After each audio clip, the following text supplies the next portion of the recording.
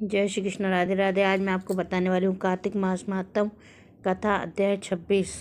तो नारद जी बोले इस प्रकार विष्णु पार्षदों के वचन सुनकर धर्मव्रत ने कहा, प्राय सभी मनुष्यों भक्तों का कष्ट दूर करने वाले श्री विष्णु की यज्ञ, दान, व्रत, तीर्थ सेवन तथा तपस्याओं के द्वारा विधि पूर्वक आराधना करते हैं तथा उन समस्त साधनों में से कौन सा ऐसा साधन है जो भगवान विष्णु की प्रसन्नता को बढ़ाने वाला तथा उनके समीप की प्राप्ति कराने वाला है। दोनों पार्षद अपने पूर्वजन्म की कथा कहने लगे कि हे दुष्श्रेष्ठ, आपका प्रश्न बड़ा श्रेष्ठ है। आज हम आपको भगवान विष्णु को शीघ्र प्रसन्न करने का उपाय बताते हैं। हम इतिहास सहित प्राचीन वृतांत सुनाते हैं, सावधानी पूर्वक सुनो। ब्राह्मण पहले कांचीपुरी में चोल नामक राजा एक चक्रवर्ती राजा हो गए। उन्हीं के नाम पर उनके अधीन रहने वाले सभी देश चोल नाम से विख्यात हुए। राजा चोल जब इस भूमंडल का शासन करते थे उस समय उनके राज्य में कोई भी मनुष्य दरिद्र, दुखी, पाप में मन लगाने वाला अथवा रोगी नहीं था।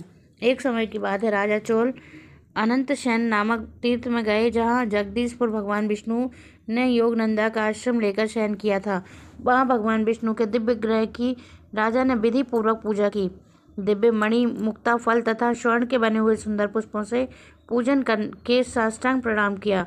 प्रणाम करके जो ही बैठे उसी समय उनकी दृष्टि भगवान के पास आते हुए एक ब्राह्मण पर पड़ी, जो उन्हीं की कांची की नगरी के निवासी थे। उनका नाम विष्णुदास था। उन्होंने भगवान की पूजा के लिए अपने हाथ में तुलसी दल और जल ले रखा था।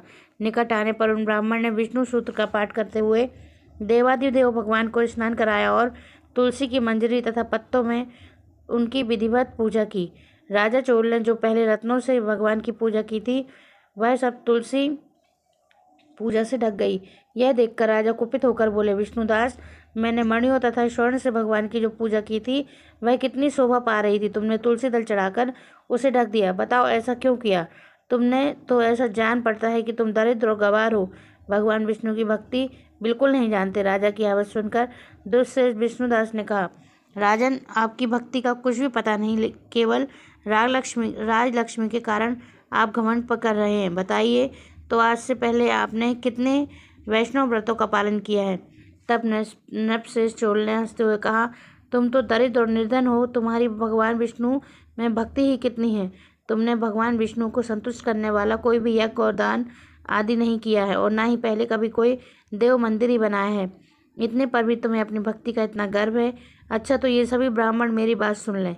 भगवान विष्णु के दर्शन पहले मैं करता हूँ या यह ब्राह्मण, इस बात को आप सब लोग देखें, फिर हम दोनों में से किसकी भक्ति कैसी है यह सब लोग स्वतः ही जान लेंगे। ऐसा कहकर राजा अपने राजभवन को चले गए।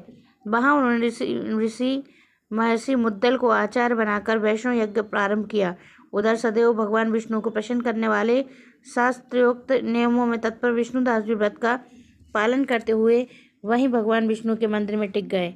उन्होंने माघ और कार्तिक के उत्तम व्रत का अनुष्ठान, तुलसी वन की रक्षा, एकादशी को द्वादक्षर मंत्र का जाप, नृत्य, गीत आदि मंगलमय आयोजनों के साथ प्रतिदिन षोडशोपचार से भगवान विष्णु की पूजा आदि नियमों का आचरण किया।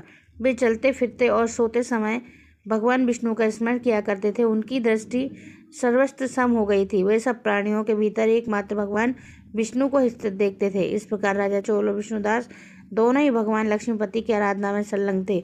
दोनों ही अपने अपने व्रत में स्थित रहते थे और दोनों ही संपूर्ण इंद्रियों तथा समस्त कर्म भगवान विष्णु को समर्पित हो चुके थे। इस अवस्था में उन दोनों ने दीर्घ काल व्यतीत किया। 26वां अध्याय समाप्त हुआ। कल मैं आपको बताऊंगी कार्तिक महात्म 27 अध्याय का। जय श्री कृष्ण, राधे राधे।